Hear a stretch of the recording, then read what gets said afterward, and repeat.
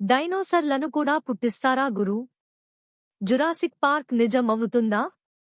సుమారు 10,000 సంవత్సరాల క్రితం భూమిపై నుంచి పూర్తిగా అంతరించిపోయిన డైరోల్ఫ్ జాతి తోడేళ్లను శాస్త్రవేత్తలు మళ్లీ సృష్టించారు.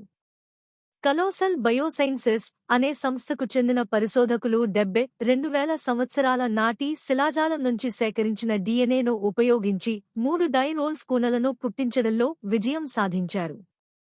ఈ విషయం ప్రస్తుతం ప్రపంచవ్యాప్తంగా సంచలనం సృష్టిస్తోంది. డైరోల్ఫ్లు నేడు మనం చూస్తున్న సాధారణ తోడేళ్ల కంటే ఎన్నో రెట్లు పెద్దవిగా ఉండేవని, అంతేకాకుండా అవి చాలా క్రూరమైన స్వభావాన్ని కలిగి ఉండేవని శాస్త్రవేత్తలు చెబుతున్నారు.